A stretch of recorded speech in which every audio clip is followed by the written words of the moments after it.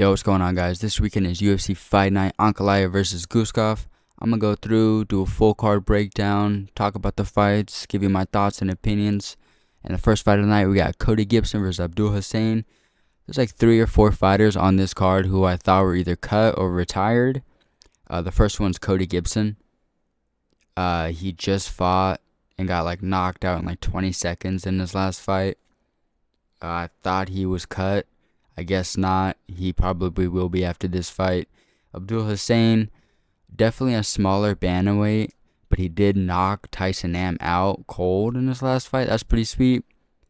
Cody Gibson kind of tries to fight like a long guy, but doesn't really fight that well as a long guy. Kind of relies on his durability, which I feel like is like declining pretty bad in his last couple of fights. So I think Abdul could probably catch him on the feet, hurt him pretty bad on the feet.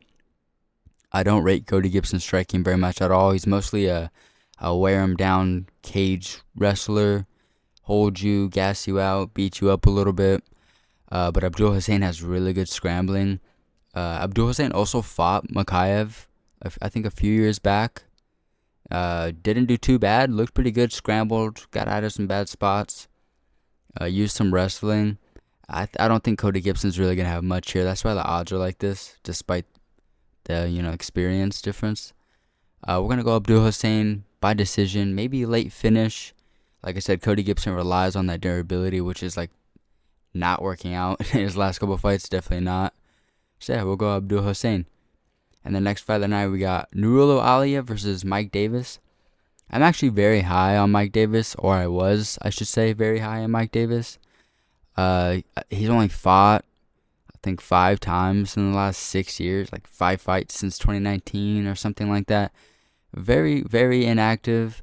I hate that if you're in the UFC, because these guys who are fighting all the time just have a distinct advantage over you, to be honest. There's something about fighting often that more comfortable in the UFC, whatever it may be. Especially against Nurullo Aliev, who has looked pretty insane his last couple fights. Looks pretty decent on the feet. Not his forte, but it's the grappling that's really disgusting. He's going to take him down. I think he's going to take down Mike Davis. Beat up on Mike Davis. Mike Davis didn't look good against Faraziem at all. And Faraziem didn't look good in his last fight. I'm going to go Nurullo Aliev by decision. 29-28, take him down, hold him down, get him tired, get him gassed. Like I said, I like Mike Davis. I think he's actually really good. It's just he's super inactive. His performances have been pretty inconsistent. Yeah, Nurullo Aliev looks like a monster. I'll go with Nurullo Aliev. I'm surprised the odds are this close too, especially the way Aliev has been fighting, but yeah, cool. Next fight of the night, we got Magomed Tuchalov versus Brenson Ribeiro. Magomed Tuchalov literally has fought nobody, like, at all.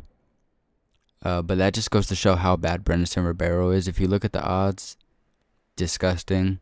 Brenson Ribeiro swings for the fences, doesn't have the durability to hold him up. He gets hurt every single fight, rocked every fight, does the chicken dance every fight.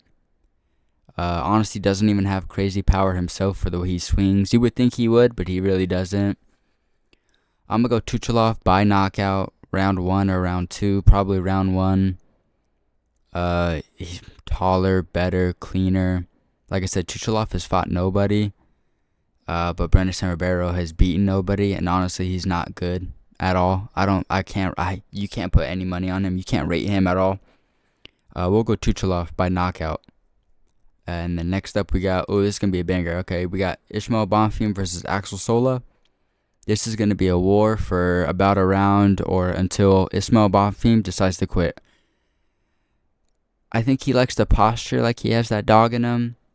Look at the Benoit Saint-Denis fight. Eats 100 body kicks and keeps on telling Benoit to kick him. But I don't think Ismail Bonfim likes a dog fight. I think he likes to bully fighters and be the bully. And when he feels momentum switch in the opposite direction, I don't think he wants to be there anymore. Look at the Chris Padilla fight. Chris Padilla started to put him on him, and he kind of just keeled over, wilted, gave up. Axel Sola Really, really good. He's gonna be the taller fighter. Don't let his height trick you though. Most of his height comes from like the 6 inches of his neck. Look at that fucking neck. Oh my god. No. Jokes aside, Axel Solo, very, very good. Very good boxing. His last fight was a freaking war. He tried to outdog Mason Jones though, which didn't play out very well for him. But I think in general, he's a better fighter than Ishmael Bonfim. He's a bigger dog than Bonfim. He's gonna bring the fight again. Not to mention, Axel Sola has a decent ground game. I actually like his wrestling from what we've seen so far. Yeah, Ishmael Bonfim, worse than his brother. Doesn't have the dog in him. Like I said, I don't think he likes a dog fight, and I think Axel Sola is gonna try to bring that. Brings the power. Axel Sola doesn't mind getting hit. Yeah, we're gonna go Axel Sola probably by. I'm gonna go round 2 TKO. Mostly Ishmael Bonfim just not wanting to do it anymore. Yeah, we'll go Axel Sola. And next up, we got Santiago Ponzinibbio versus Sam Patterson. This is another fighter who I thought was just straight up retired. Hasn't fought in a year. Since he came back from that injury, I think in like 2018, 2019. I forget what it was, like a really bad staph infection or something like that. I honestly can't remember. It was so long ago now. Whenever he came back from that crazy injury, Santiago has not looked the same. He just looks slow, older, worn down. And since then, it's been just getting worse and worse and worse and worse. Now he's getting chinned in every fight. Doesn't look good on the feet. He's gotten a few wins recently, surprisingly. But I guess not that recent because he hasn't fought in a minute. I don't think he's fought in a year. But Sam Patterson, I think, is just gonna piece him up, rock him, hurt him. Sam Patterson actually looks pretty good.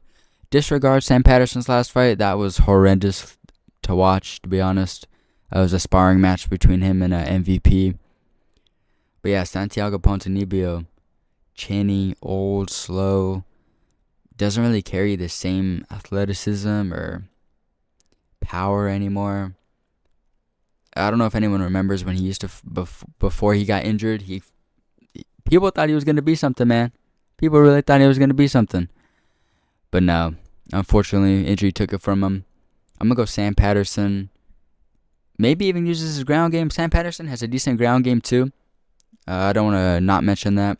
But I think Sam Patterson is going to keep it on the feet. He's a way taller guy. Huge for a welterweight, 6'3". There's another huge welterweight on this card. We'll get to him later. But yeah, Sam Patterson, sticking the jab, moving, kicking, 1-2 down the pipe, probably drops Santiago, finishes him off. I'm going to go Sam Patterson knockout round 1. Maybe round 2. We'll see if Sam Patterson wants to be nice. So yeah, we'll go Sam Patterson. Next up, we got Justin Jacoby versus Mohamed Saidov. Okay. Mohamed Saidov looks really, really good in the tape that I watched. That's probably why the odds are this close. But then I kept watching tape, and I swear to God, I saw Mohamed fighting my 7-Eleven cashier. No, I'm just kidding. Jokes aside, Mohamed Saidov has fought nobody. Nobody at all. Justin Jacoby's been in the UFC for a minute now. Tried and tested. Really good kickboxer. Still scares me though. Like I said, that's why the odds are the same. Saidov has crazy power, crazy speed. He looks good. It's just he's not looking good against anybody good. I can see him winning. Justin Jacoby's been knocked out before, hurt before. Even against Dominic Reyes, he lost by knockout, which was crazy. I think I had money on Justin Jacoby. It was a sad night. I do like Justin Jacoby. I'm going to go Justin Jacoby just because I feel like he can drag this fight out, prolong it, extend it. Like I said, Saidov's fought nobody. Looks good, just it's hard to gauge whether or not someone's good when they really don't have any opposition. It looked like every fight with Saidov was in the Matrix, beating the dog shit out of his opponents. But again, he was fighting janitors and shit. I'm going to go Justin Jacoby, but I wouldn't be entirely shocked if Saidov pulls it off. Justin Jacoby's also getting a little older now. I think he's 39, 38, something like that. And he's also been knocked out a few times. I'm going to go Justin Jacoby.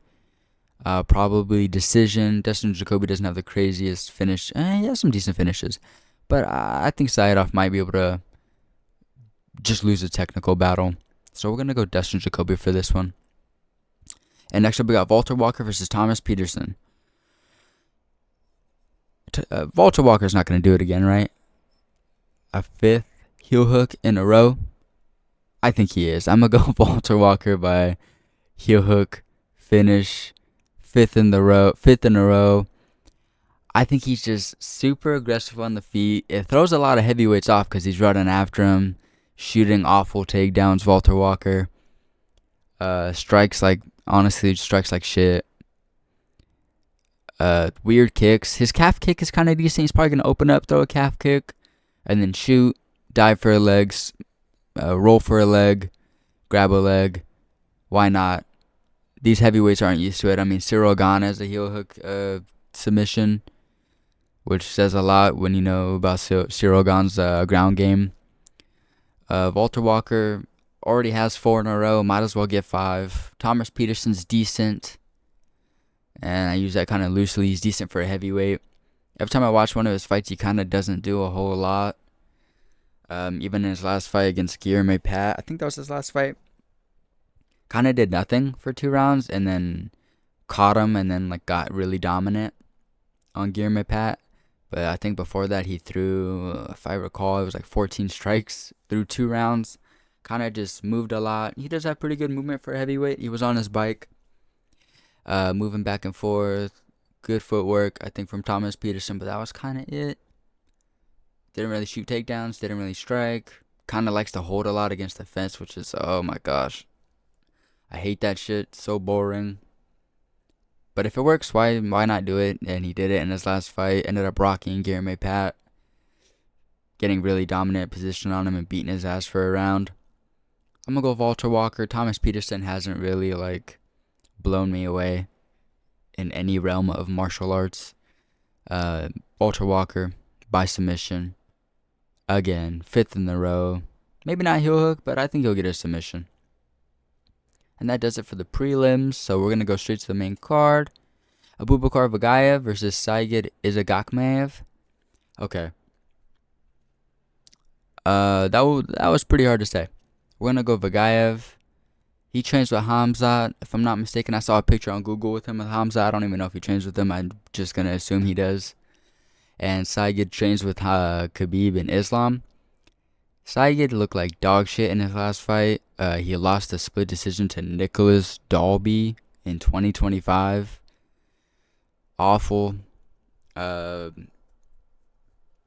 Man.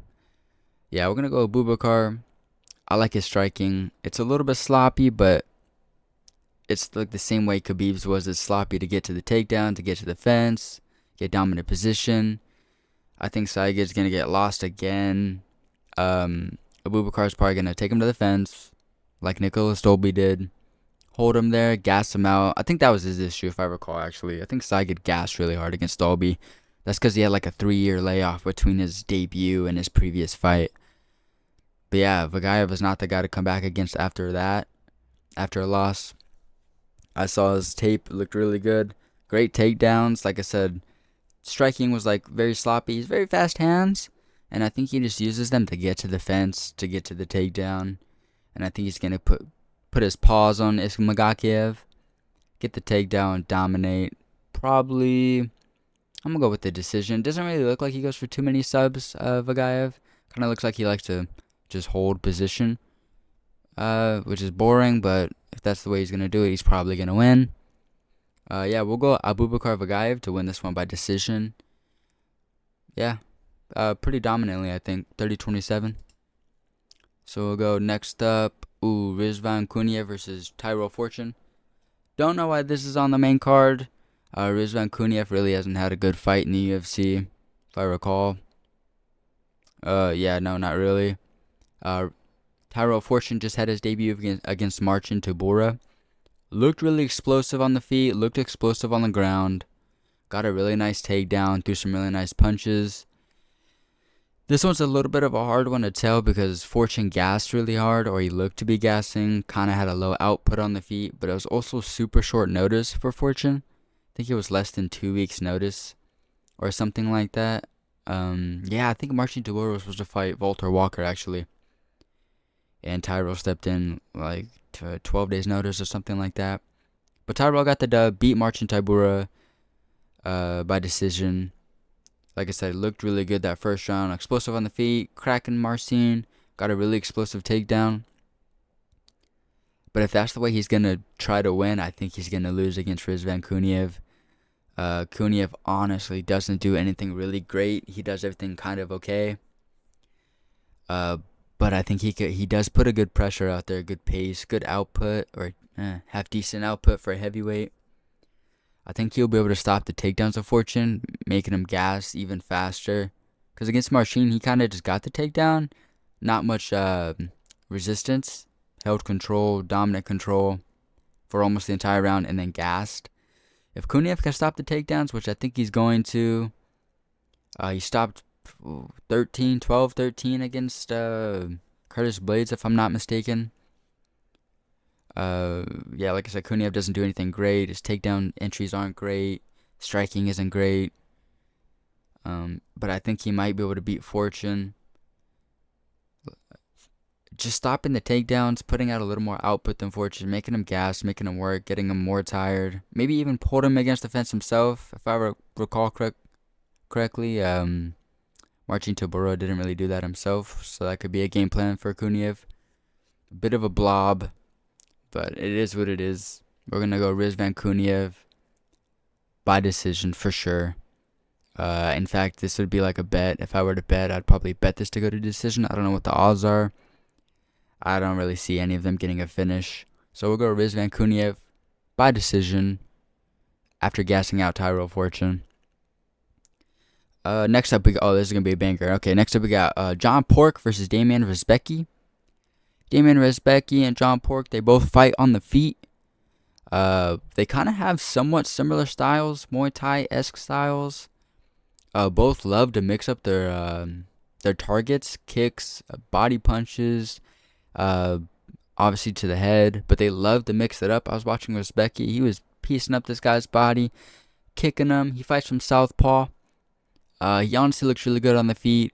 The only issue I think I see with Rizbecki is he doesn't have any power, or I think enough power to hurt John Pork. Zainikov looked so good in his last fight. He did get rocked. He did get dropped. But the guy he fought, I mean, he looked like a brick wall. I don't know what the fuck that guy was made out of. He was piecing the shit out of him, and he wasn't budging, especially in that first round. Now he's eating some nasty body shots. Punches, kicks. I don't think Rizbecki's going to be able to eat those, to be honest. Nothing in his tape showed me that. He looked pretty good in his tape. But I just like John Pork, honestly. I like this fight on Dana White's Contender Series. I know he doesn't like the name John Pork, but it's easier to say than Zainikov, so we're going to say that. He looked really good in his Dana White Contender Series fight. Put the pressure, put the pace, threw a lot of strikes.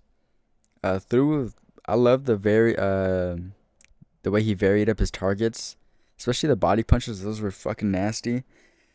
We're going to go Magomed Zainikov. Probably by round 1 or round 2 knockout. Like I said, he was landing bombs on that guy. I don't know what the hell that guy was eating all that shit, but I don't think Rizbecki's going to be able to. Southpaw fight, he's going to be a little different for Zainikov compared to, I forgot the guy's name that John Pork fought on the Contender Series. But yeah, a little bit of a different fight. I think Rizbecki's going to put up a good fight for a little bit, but I see John Pork getting the finish. And also, Magomed can also rely on his wrestling too if he needs to. He trains with Islam and Khabib and all those guys.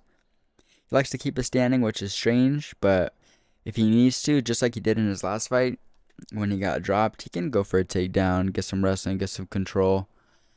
I don't think Damon's going to be ready for that or for all that.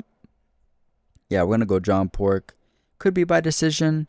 I'm going to say knockout, though, to be honest. I think his striking is very, very aggressive striking. And he punches pretty hard. And I like the output. So we're going to go Zainikov. Probably finish, I'm going to say. But yeah, I'm very excited for that fight, though. It's going to be an awesome fight. stand-up fight for as long as Magomed wants it to be. And next up, we got Islam Dulatov versus Wellington Turman. This is another guy who I thought was cut or retired. Wellington Turman hasn't fought in 3 years. I don't think he's won in like 5 years or 4 years or something like that. Islam Dulatov is just destroying people. One of the taller guys for welterweight, like Sam Patterson. Except this guy has destructive power, elbows, likes to explode a lot.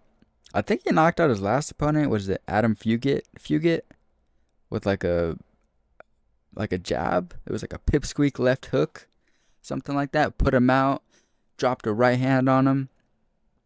If I recall correctly, Wellington Turman, like I said, hasn't fought in 3 years, so it's kind of hard to get a good gauge on him. I'm assuming he's been training. If not, it's going to be even worse for him.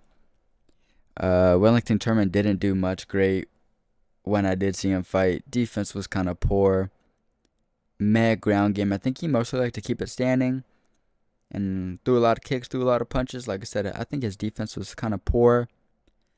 We're going Islam Dulatov. I don't see... The only knock you can have on Islam is that he doesn't really... His fights don't extend. If Wellington Turman can extend it, I guess we'll see if Islam's gas tank can hold up.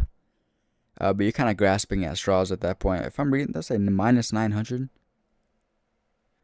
Yeah, I mean, this is another weird matchup. I don't know why they're making this, but last week when I said that, Korea scraped by a win, so I guess we'll see what happens with Islam Dulatov. I'm going Islam Dulatov by round 1 knockout. You don't get to leave for 3 years, come back and fight a killer like Dulatov who's been training, working, and win. Just doesn't happen. I'd be shocked. The odds should be even wider, to be honest. I'd be shocked because I don't even remember what Wellington Turman does well, if anything. Yeah, we're going Islam Dulatov, round 1 knockout. We got the co-main event, Steve Erceg versus Ramazan Temirov. I'm lighting a candle for all the Steve Erceg fans. He's going to get slimed out here, and I'm including myself in that. I am a Steve Erceg fan. I just watched Steve Erceg's fight against Tim Elliott, rewatched it. That left hand is there still, man. That left hand is there. Ramazan Temirov coming off a PED suspension. I'm hearing mixed things on that.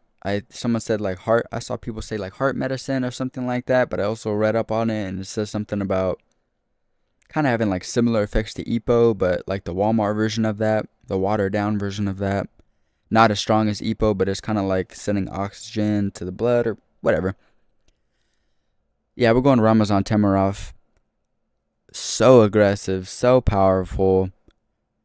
Steve Erceg, man. Whatever.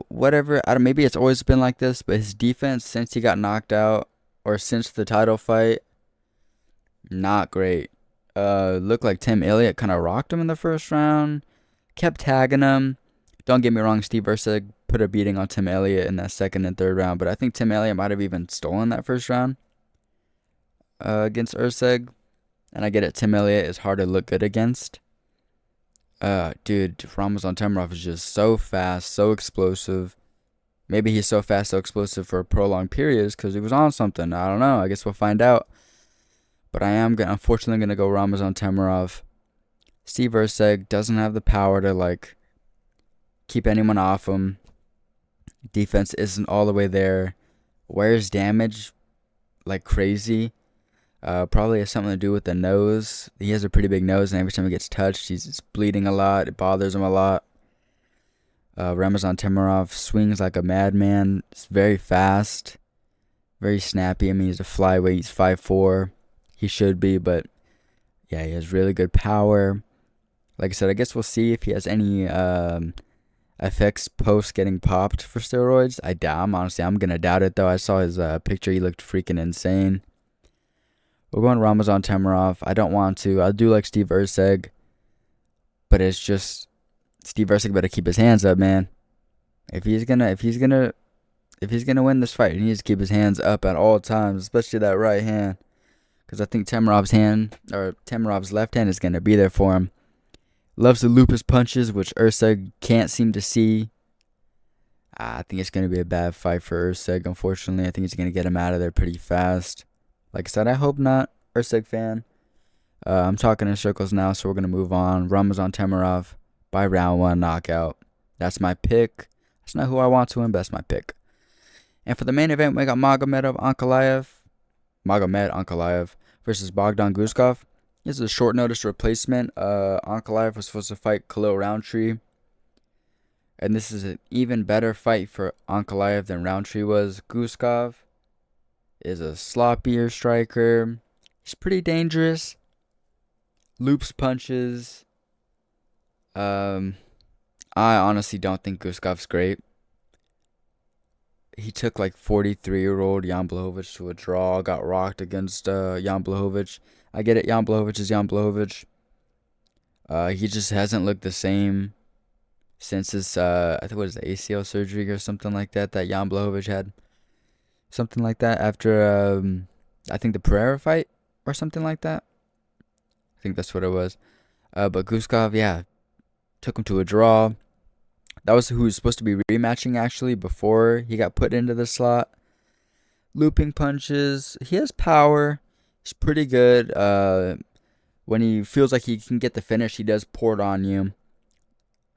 But Magomed Ankalaev is just, I think he's too defensively sound. Disregarding, obviously, the Pereira fight. Pereira is Pereira, especially when he's coming at you like that. He's probably one of the best kickboxers in the UFC. And he's running at you, beating your ass. I mean, there's not much you could do. Probably should have shot a takedown earlier or something. But I think in general, Magomed Ankalaev's not much of a risk taker. Keeps his hands up pretty well. Over the course of his UFC career, he's been rocked, I think he got dropped against Thiago Santos. And then he got beat by Pereira. But other than that, he's looked pretty good. Low output, though. That's the only thing the only big knock I'd have on Ankalaev. Low output. If he feels like he can kind of just skate by a decision, he will. At times, he's looked pretty aggressive against fighters I think he knows he can knock out, like Johnny Walker and shit like that. I think he will finish Bogdan Guskov here. Probably catching him with something straight down the pipe, I think. Like I said, low output. I think he's going to keep it. Just be very risk averse this fight. It's probably the same game plan he was going to have against Khalil. Maybe shoot a takedown. Magomed Ankalaev isn't one of the shooting takedown Dagestani guys. He likes to keep it on the feet mostly. But I feel like if he needs to, he'll probably shoot a takedown this time. Hopefully he fights smarter. I do like Magomed Ankalaev. I think he's pretty good. Great kicks. Fights from a southpaw stance, so I think that's going to be another issue for Guskov. Yeah, I think he's going to keep shit straight. Jabs, front kicks, leg kicks. He has some pretty good front kick knockouts. I wouldn't surprise if we see that come out. Little front kick, head kick. Yeah, I think Magomedov probably by round 2 or round 3 knockout. We're going to go Magomed Ankalaev. I guess we'll see how these all play out. Yeah, well, that's it. Thanks for watching.